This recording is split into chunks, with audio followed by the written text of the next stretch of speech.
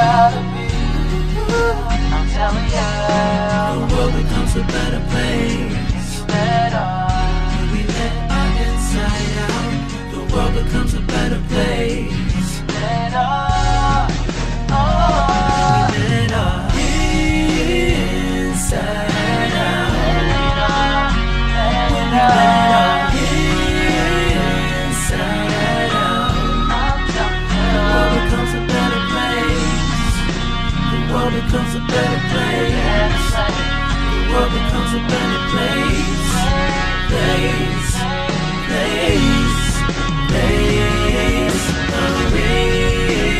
Inside out. And when we let our inside out.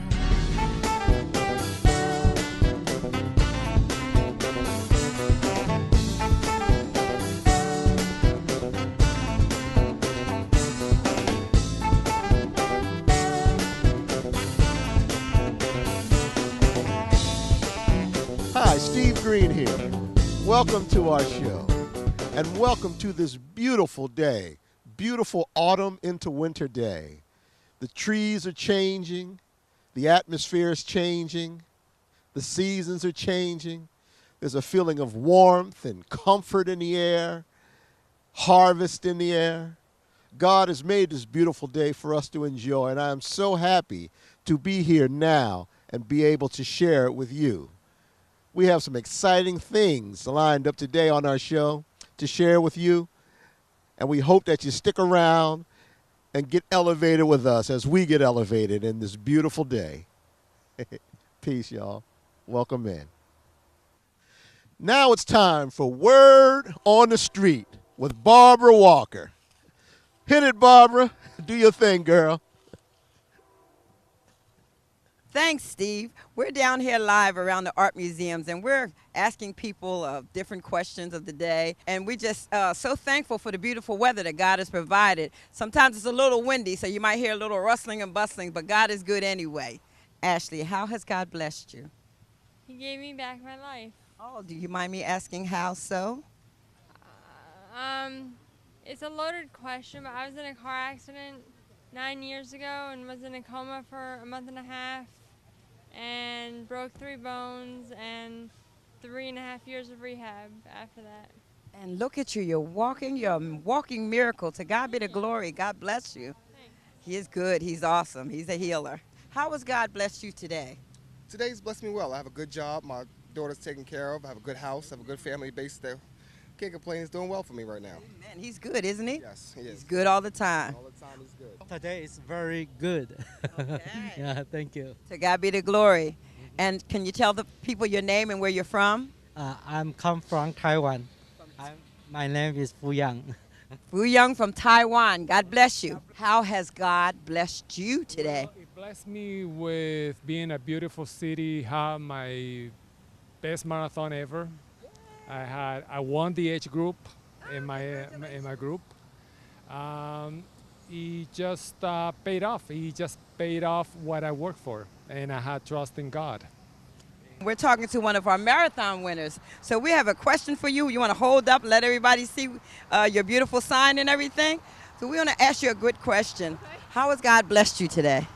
He got me through the 26.2. I have my Philippians 4:13 ribbon. Got me right through it. So like I kept repeating it to myself, and that's really what pushed me. How has God blessed you today? Well, God's blessed me because I'm alive. If it wasn't for the efforts like Leukemia Lymphoma Society, I would not be alive today. I was diagnosed with Hodgkin's lymphoma, and I truly believe that God had a hand in the money that we raise, in the researchers, in the doctors that treated me, and the nurses. So, yeah, me being here is a blessing from God. So thank you so much. We're at the end of the marathon today, down here at the Gore-Tex Philadelphia Half Marathon finish line. And listen, I ran about 8 miles today. No, let me stop. But anyway, thank you for tuning in to Word on the Street is via Steve Green Show. So thank you for tuning in. Don't forget to tune in next week. Thank you. Bye. On touching base, on touching base. Yeah. I bring you funky groove to rock the place. Right here on touching base, on touching base. We gon' play, we gon' play, we gon' play that funky music. Right here on touching base, touching base. We gon' put this funky groove all in your face.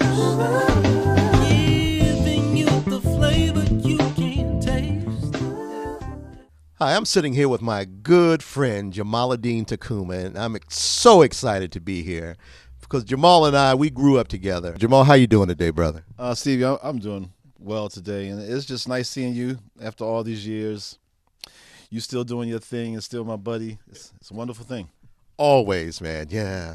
And you look good, man. You look young, bro. I'm hanging around, doing my thing still, trying to live healthy and all that kind of stuff, But from 57 now, we knew each other since we were like 14, so that's some time. There's some time, isn't it? Yep. Yeah, man. We used to, as kids, sit around and shed, talk about what clothes we're going to buy and How we were going to be, famous musicians and travel, and we've been blessed to do all of that stuff and record with a lot of people. But I remember, one of the things that struck me when I would come to your house on the Saturdays, because as the audience, they don't know right now, but we're going to tell them, is that every Saturday Steve and I used to get together at his house to do sort of, we call it shedding.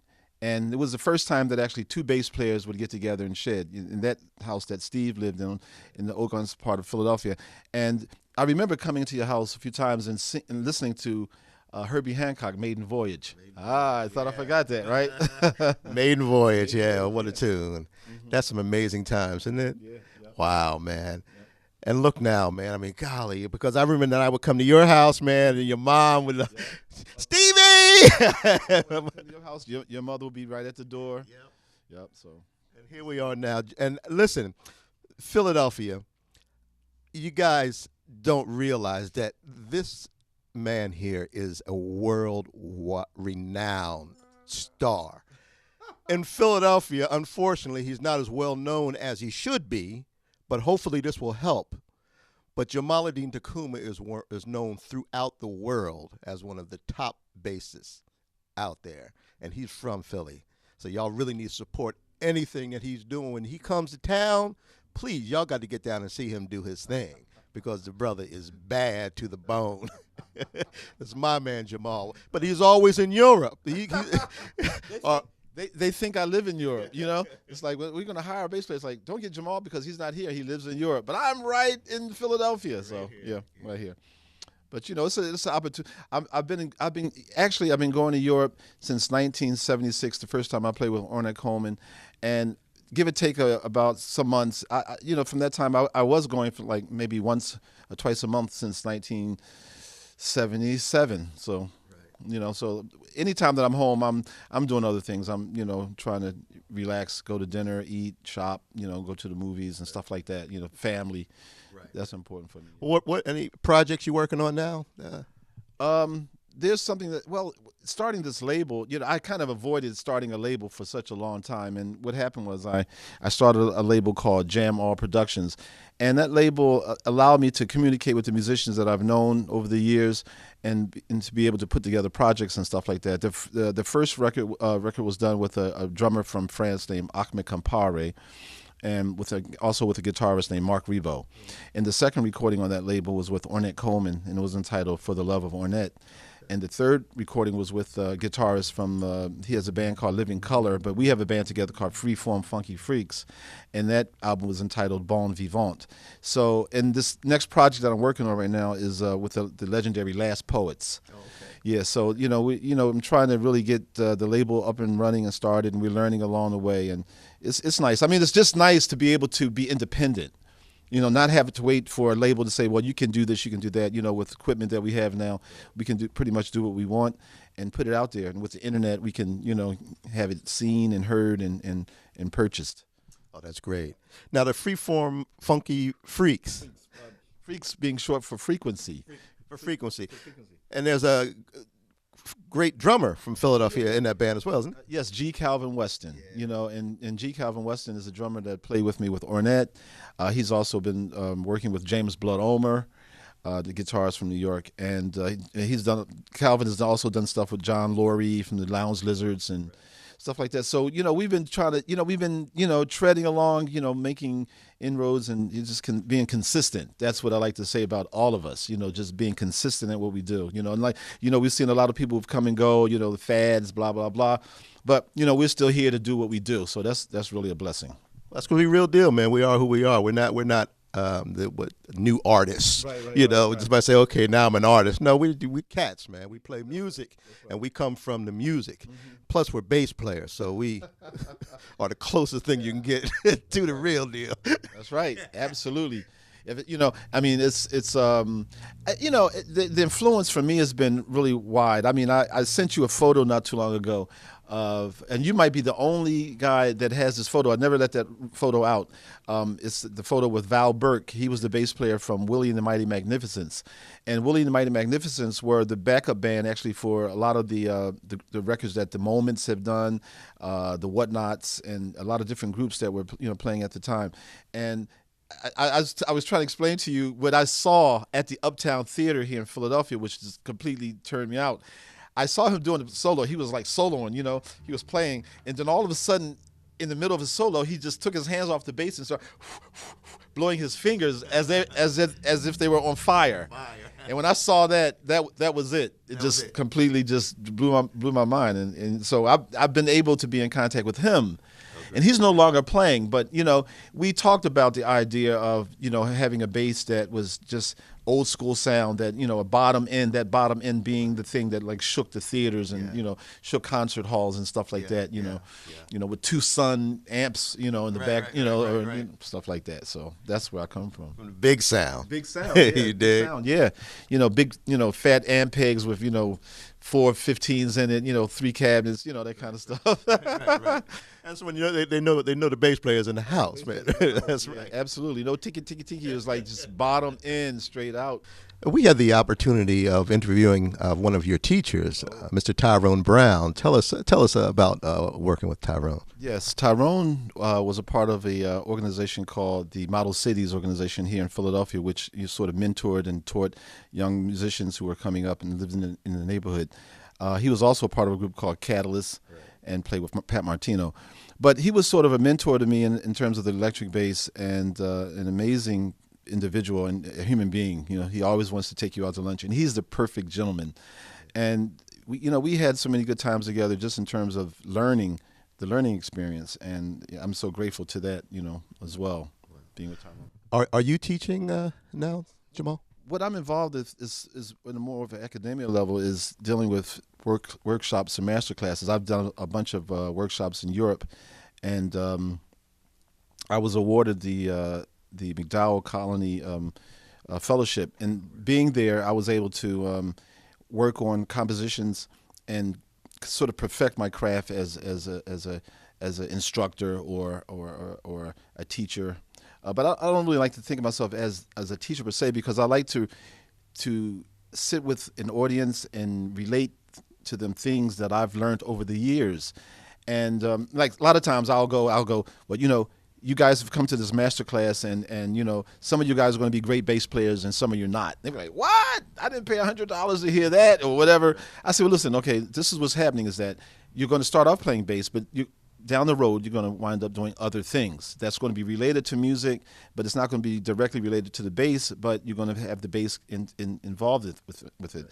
And so, after that, they calm down and we get into a whole thing. And then I start telling them about the business of music. We start talking about, things that you should watch out for, things that weren't taught to me as I was coming up. So it's an opportunity to be able to relate to them and to express things that would be of a benefit to them in their future as a musical artist or, musical professional, Passing it on. Passing it on, absolutely. There was some things that I wish I would have known about early on that I've learned later, and I'm glad to share it now. That's great, man. That's a wonderful thing. Well, let me ask you this question, brother. You are known as one of the best dressed bass players on the planet. Well, look at you. You're not doing so bad yourself. But, but we came up in the era, Steve, that it was important. I mean, we would go to the Uptown Theater. We would go to the Apollo. We would look on television. And we would see James Brown. We would see all of the groups, and none of them looked like they just came off the street. I mean, even like being here with Chris here at the shop here, Chris and I, we, to Pinto, we talk about fashion, we talk about style. Even from that period, with rock music being as it was, I mean, everybody from Hendrix on to Cream to Ginger, everybody, they sort of had a flair of how they presented themselves. Their aesthetic of fashion and style was always a part of what they did, So, I mean, if it passed down to me, I'm thankful to that. But I try to be, forthgoing with my idea of fashion and style. It just all goes together. Well, you stay fly, brother. I got to tell you. Try my best. And that's all that we saw. We saw that at the Uptown. Yeah. I mean, if you didn't, we lived in Philadelphia, Philadelphia being a place. I mean, everybody came to Philadelphia. All the jazz musicians came to Philadelphia to, want to adapt that idea and concept of style. Right. So Miles Davis would come here, Dizzy Gillespie being here, Coltrane being from here. So, we grew up around that, rubbed off. Philly got style. Philly has a lot of style. Well, Jamal, we came up at a time where every neighborhood had a band. Right. You could walk down the street and you'd hear the band rehearsing in the basement. Oh, man, what were some great days? That's absolutely a great period. You were in Breakwater, and you still are in Breakwater, and we had a band called the Soul Experience, and we were sort of like the young boys to the Soul Phonics, and then you had the ultimate group was the Soul Deviants, and then you had Pitch Black, then you had Little Red and the Fireballs, and you had Natural Soul Brothers of LTD and Sundown, and on and on and on and on. And all of these bands originated from neighborhoods that basically, it was kind of some of the guys in every band there was a few guys that were gangsters. so the edge. You would see them walking around the day with their bass, guitars, whatever, and then the next time you see them in the street, rumbling or whatever. So it was always that kind of thing. But for I believe us, it was having those bands in the neighborhood and the different styles that we had with the various bands in the different neighborhoods allowed us to escape all of that warfare stuff, gang warfare stuff, and to plant our feet firm in music. Yeah, Jamal. So I hear that you brought a special guest here to play with us today. Yeah, I think that is befitting that we do what we do, and there's a special gentleman who is going to join us. His name is Wadud Ahmed. He's a spoken word artist here and producer here in Philadelphia as well. And Wadud and I, we've traveled the world together doing various projects. We've recorded together doing various projects. And he's going to come up and elaborate on a piece that we did some time ago entitled 4 Strings of Funk Will Save Your Life If You're Drowning. 4 strings of funk. 4 strings of funk will actually save your life if you're drowning. 4 strings of funk will save your life if you're drowning. Tarzan, Jamaluddin, Mr. Steve Green on the 1, 2, 3, 4, 5 string. The bass for the string inside you from the age of 14 was more than a dream. North Philadelphia, yeah, it seemed, was far from reality. Music became the savior, the grace, the green paths from the chaos that stared me in my face. 4 strings of funk will save your life if you're drowning. Almost like a ballerina's dance in the middle of a storm.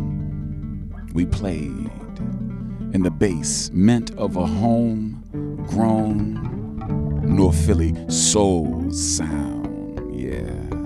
And it was fly if you had wings. It was fly if you had wings to dream that one day I could do more. Yeah, I could do more than play. Yeah.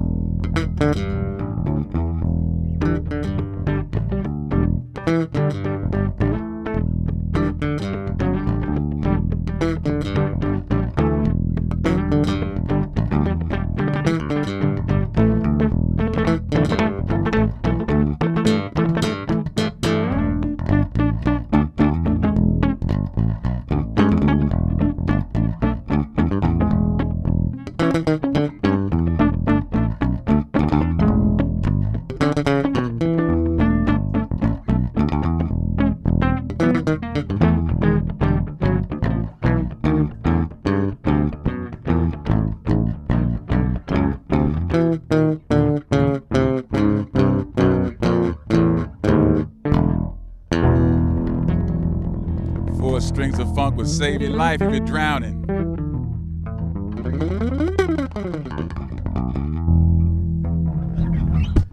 That was crazy. That was crazy. That was hot. Wow. Higgity, higgity, higgity, higgity, man. That was crazy.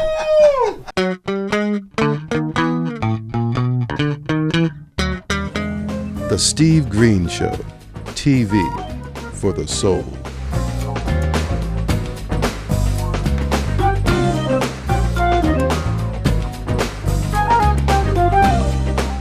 Yeah, we down here at the Marian Anderson Awards with my man Brian Evans from the Soul Devalians. Hey, what's up there? Thank you. Thank you so much, Steve. I'm having a great time. Me and my wife, Patricia's down here, and we just seeing everybody, and they're so friendly. And we talked to Barry Gordy a little bit, and amazing. And you. And listen, man, we're going to do a piece on the Soul Devalians on the Steve Green Show coming up. That's right. That's right. I'm looking forward to those of us who are still here, and we're looking forward to sharing what we have to say about Philadelphia sound and what we did, what small part we did to help it, to be still here. It was a big part, really. Oh, thank you so much. We're going to talk more about that in the future, man. It's good seeing you, Brian. You too, brother. Love you, man. God bless you. Love you back, brother. Peace, Philadelphia. All right, we're backstage here, backstage at the Kimmel Center. The Marian Anderson Award with Philly's own Mike Ray from Kool and the Gang. How you doing, Mike? It's good. I'm still standing.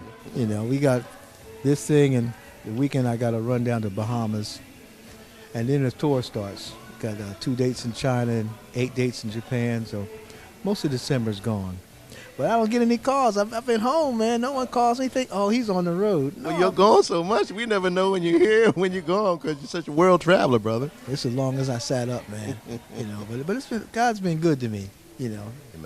And I try to stay up with what you're doing, man. That's a good thing. Yeah, well, I'm just following Christ, man. That's all I can say. Yeah. But I'm so glad to see you, man. So glad to see you in good health, smiling, and filled with the Spirit, man. The funniest thing, we did a Miss America pageant. There's a parade in Atlantic City. And as we're riding in the float, here's somebody from the audience say, "Wait a minute, Kool and the Gang? Y'all still alive?" so yeah, we thriving. Still alive. So looking forward to seeing you, Mike. Always. Man, I'm always looking forward to playing with you. Hey, man. Love you, brother. Love you too, man. Mike Ray, y'all. All right.